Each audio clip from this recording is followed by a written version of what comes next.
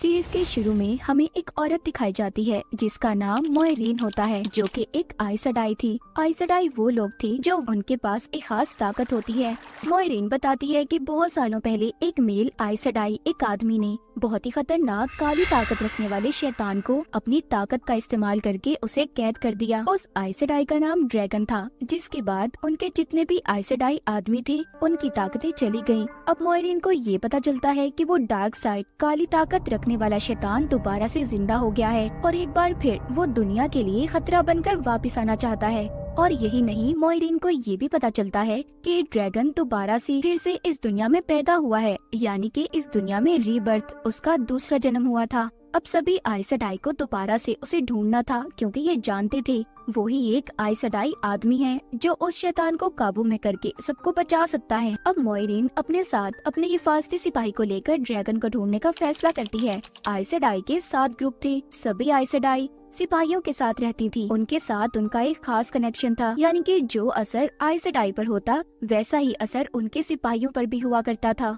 मोइरीन को ये बात पता चली थी कि एक गांव में 4 लोग ऐसे हैं जिनमें से एक ड्रैगन हो सकता है, इसीलिए वो अपने सिपाही को लेकर उस गांव के लिए निकल जाती है। इसके बाद हमें उसी गांव का सीन दिखाया जाता है। वहीं पर कुछ औरतें एक लड़की जिसका नाम एक्विन था उसका टेस्ट ले रही थी। ये सभी औरतें आइसडाई तो नहीं थी, पर लोगों की मदद किया करती थी। यही पर इन्हीं औरतों की लीडर एक्विन को अपनी टीम में शामिल होने का कहती है, क्योंकि वो टेस्ट में पास हो चुकी थी। तो इसी खुशी में उसके दोस्त एक बार में उसे पार्टी देते हैं। वहीं पर मोइरीन भी पहुंच गई थी। पार्टी के बाद एक्विन अपने एक दोस्त से अकेले में मिलती है जिसका नाम रायन था। रायन एक्विन को पसंद करता था और उससे शादी करना चाहता था, पर जब उसे ये बात पता चलती है कि एक्विन उन्हीं सिपाही औरतों की लीडर बनना चाहती थी, तो वो उससे नाराज हो जाता है, क्योंकि वो जानता था कि एक लीडर ना तो कभी शादी कर सकती है और ना ही बच्चे पैदा। उसे अपनी सारी जिंदगी लोगों की हिफाजत करके ही गुजारनी होगी। आगे दिखाया जाता है कि मोइरीन एक लड़की के पास जाती है जो इस गांव की तो नहीं थी, जिसका नाम ननेव था।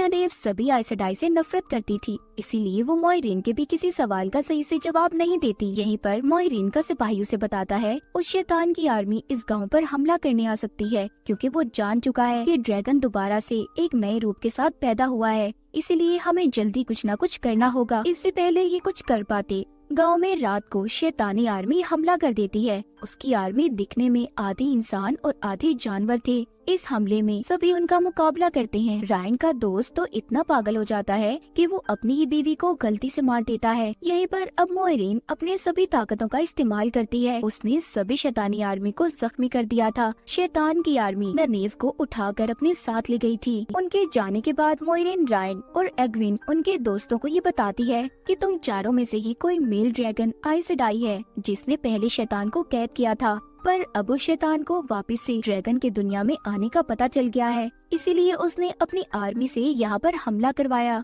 अगर तुम अपने गांव की हिफाजत चाहते हो तुम्हें मेरे साथ शहर व्हाइट टावर चलना होगा। अब चारों अपने गांव को नुकसान पहुंचाना नहीं चाहते थे, इसीलिए मोइरीन के साथ चलने के लिए तैयार हो जाते हैं। इसके बाद हम कुछ लोगों को देखते हैं जो जंगल में कैंप लगाकर रहा करते थे। उन सभी ने सफेद कपड़े पहने हुए थे, इसीलिए उन्हें व्हाइट आर्मी कहा जाता था। वो आइसडाई औरतों को बहुत बुरा समझते थे जो अपनी ताकतों का इस्तेमाल कर सकती थी। वो वहाँ पर एक आइसडाई लड़की को जलाकर मार रहे थे। व्हाइट आर्मी का एक आदमी उसकी अंगूठी को उतारकर अपने पास रख लेता है। उधर गांव में शैतान की आर्मी मोइरीन और बाकी सभी के पीछे लग जाती है, इसीलिए मोइरीन अब दरिया से गुजरकर जाने का फैसला करती है। वो वहाँ पर एक कश्ती चलाने वाले आदमी को उठाती है जो सो रहा था और उसके साथ बाकी को लेकर दरिया के दूसरी साइड पर चली जाती है। और अब वो शैतानी आर्मी उस तक ना पहुँच पाए, इसीलिए ये कश्ती चलाने वाले को उसकी कश्ती के साथ ही पानी में डुबोकर मार देती है।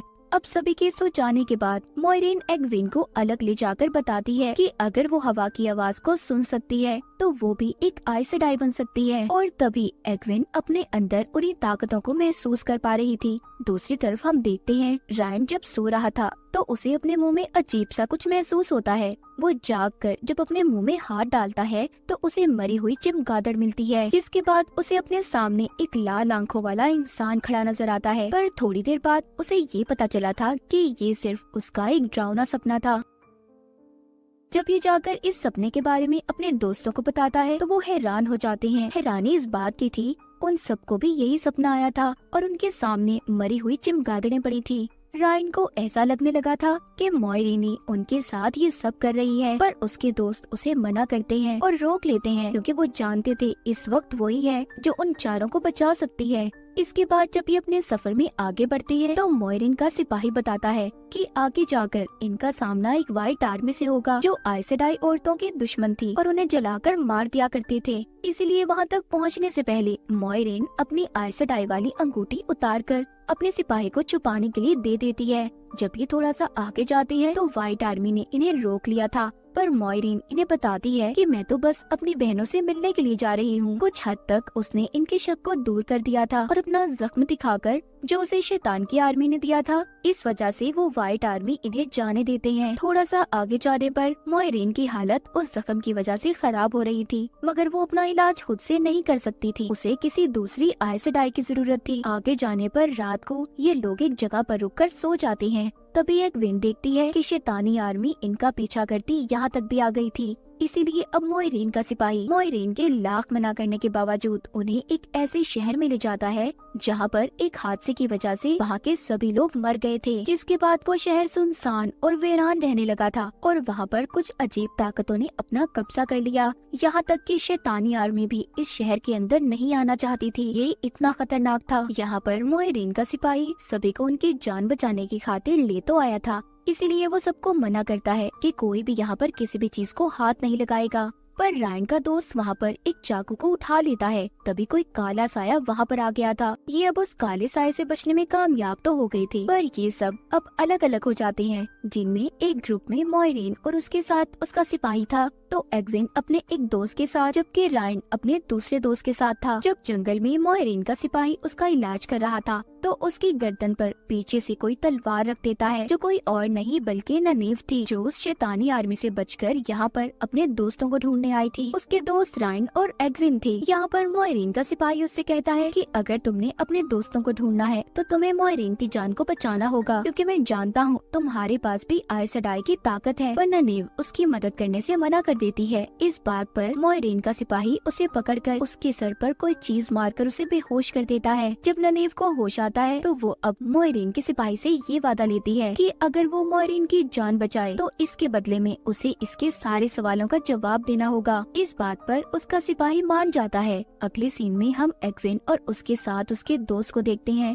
एग्विन के दोस्त को सपना आता है जिसने गलती से अपनी बीवी को मार दिया था। वो देखता है कि एक भेड़िया उसकी बीवी की लाश को खा रहा है, पर जब इसे होश आता है तो सच में इनके पीछे भेड़िए लग गए थे। पर एक जगह आने पर उनके पीछे कोई भी नहीं था। ऐसा लग रहा था कि जैसे वो भेड़िए इनको कोई रास्ता दिखाना चाहते थे। उधर दूसरी तरफ रायन अपने दोस्त को लेकर एक शहर में पहुंचता है जहां पर एक आदमी की लाश को मारकर लटकाया गया था। पहले तो ये दोनों बहुत ज्यादा डर जाते हैं। जब ये आगे एक बार में जाती है तो वहाँ पर रायन के दोस्त की जेब से एक आदमी पैसे चुरा लेता है। अब क्योंकि इनके पास पैसे भी नहीं थे तो ये बार में काम करके यहीं पर रहने का फैसला करते हैं। जंगल में दोबारा से हम ननीव को देखते हैं जो मॉयरीन का इलाज नहीं कर पाती। उसका सिपाही भी इस बात को समझ गया था, इसीलिए वो ननीव को मॉयरीन के पास छोड़कर खुद एक आइस सेडाई को ढूंढने निकल जाता है। उधर एग्विन और उसके दोस्त को एक कबीला मिलता है जो उन्हें रहने की जगह और उनके साथ बहुत अच्छे से पेश आ रहे थे। जंगल में मॉयरीन के सिपाही को भी मदद मिल गई थी, पर इन्हें थोड़ा दूर जाना था। उधर रायन और उसका दोस्त जो बार में थे, वहाँ पर बार की मालकिन रायन से फ्लर्ट करने की कोशिश कर रही थी। जब रायन उसे लिफ्ट नहीं करवाता, अब वो औरत अपनी असलियत दिखाती है। दरअसल वो शैतान की आर्मी से थी। पर तभी यहाँ पर म्यूजिशियन आता है जो पहले इन्हें बार में मिला था। ये इन दोनों को उस औरत से बचा लेता है और अपने साथ चलने का कहता है, क्योंकि उसने इनकी जान बचाई थी। ये दोनों भी उसके साथ चलने के लिए तैयार थे। जंगल में मॉयरीन का सिपाही उसे एक रेड आइस सेडाई के पास लेकर आता है। मॉयरीन को बताती है कि हमने ड्रैगन को पकड़ लिया है। उन आइस सेडाई औरतों ने एक आदमी को बड़े से पिंजरे में कैद किया हुआ था, पर जल्दी इन्हें असलियत पता चल जाती है कि वो असल ड्रैगन आइस सेडाई नहीं था। मॉयरीन का जख्म भी ठीक हो गया था। उधर रायन को वो म्यूजिशियन आदमी बताता है कि तुम्हारे दोस्त ने जो काली ताकतों के शहर में चाकू को उठाया था, वो अब उन्हीं काली ताकतों के कंट्रोल में है, इसीलिए तुम्हें अपना ख्याल रखना होगा। रात को रायन जब सो जाता है तो उसे फिर से एक सपना आता है जिसमें उसने वही लाल आंखों वाला आदमी दोबारा से देखा था। पर जब उसकी आँख खुलती है तो जिस घर में वो रह रहा था वहाँ पर देखता है वो सभी घर वालों को किसी ने मार दिया था। उसकी नजरें अपने दोस्त पर पड़ती हैं, जिसने वही चाकू पकड़ा हुआ था। अब रायन और म्यूजिशियन को ये लग रहा था कि सबको उनके दोस्त ने मारा है, पर वहाँ पर उन्हें शैतानी आर्मी नजर आती है। म्यूजिशियन और रायन उनका मुकाबला करते हैं और वहाँ से रायन अपने दोस्त को लेकर भाग जाता है। उधर दूसरी तरफ आइस सेडाई के कैंप पर अंदर कैद आदमी ने भी खुद को आजाद कर लिया था। तभी उसके पास मोइरीन आती है, अपनी 2 और साथियों को भी बुलाती है। ये तीनों अब अपनी ताकत का इस्तेमाल करके उसे कैद करना चाहती थी, पर तीनों की ताकतों से ज्यादा उस आदमी के पास ताकत थी। तभी एक आइस सेडाई को वो आदमी मार देता है। तभी वहाँ पर ननेव आती है, जो अपनी ताकत का इस्तेमाल करती है,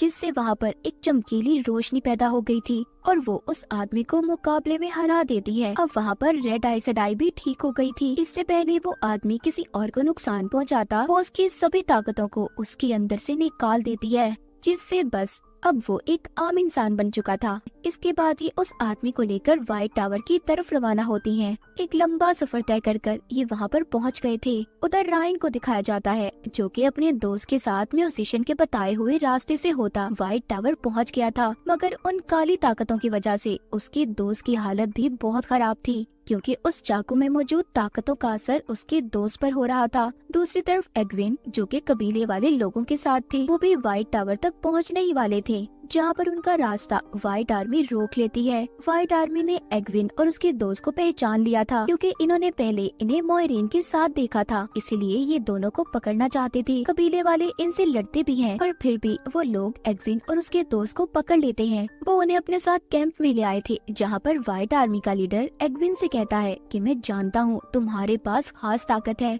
अगर रात से पहले तुमने मुझे अपनी पावर ताकत को ना दिखाया तो मैं तुम्हारे दोस्त को मार दूंगा। पर वो ऐसा नहीं कर पाती, इसीलिए वो उसके दोस्त को अब मारना शुरू कर देता है। तभी वहाँ पर कुछ भेड़िए आ गए थे, जिनका फायदा एग्विन उठाती है। एग्विन के पास भी अब ताकत आ गई थी। हैरानी की बात ये थी, वहाँ पर सभी भेड़िए इन दोनों को छोड़कर सब पर हमला कर रहे थे। ऐसा लग रहा था कि जैसे एग्विन का दोस्त उन भेड़ियों पर काबू कर सकता था। उसके अंदर भी कोई खास ताकत थी। वो दोनों अब व्हाइट आर्मी लीडर को जख्मी करके सभी आइस सेडाई की अंगूठियाँ उससे लेकर वहाँ से चले जाते हैं।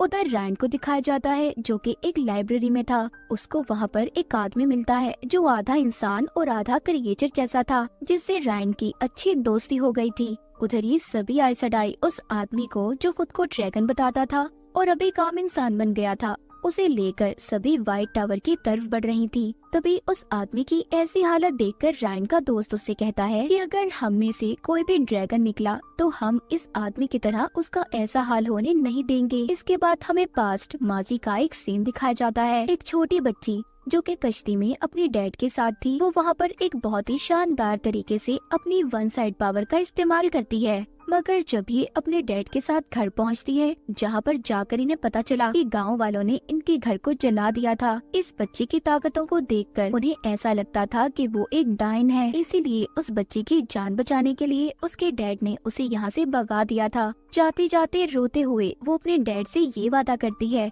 कि वो अपना नाम इस दुनिया में एक दिन जरूर मनवा कर रहेगी। सीन दोबारा से प्रेजेंट में आता है। हम देखते हैं वो बच्ची कोई और नहीं बल्कि आइस सेडाई की लीडर थी। वो अब सबसे ज्यादा ताकतवर थी, यानी कि उसने खुद को मनवा लिया था। उसके सामने अब उसी आदमी को पेश किया जाता है, जिसको आइस सेडाई कैद कर यहाँ पर लाई थी, जो खुद को ड्रैगन बताता था। पर यहाँ पर लीडर सभी आइस सेडाई से कहती है कि मैंने तुम्हें कहा था इस आदमी को मेरे पास तुम इसकी ताकतों के साथ लेकर आओगी, पर तुमने ऐसा नहीं किया, जिसकी सजा तुम्हें भी मिलेगी। और मोइरीन से कहती है कि तुम्हें जल्दी असल ड्रैगन को ढूंढना होगा, वरना तुम्हें व्हाइट टावर से निकाल दिया जाएगा। अब मोइरीन भी जानती थी कि उसके पास वक्त बहुत कम है, इसलिए जल्दी उसके सिपाही ने रायन का पता कर लिया था। वहाँ पर पहुंचकर मोइरीन सबसे पहले रायन के दोस्त को ठीक करती है।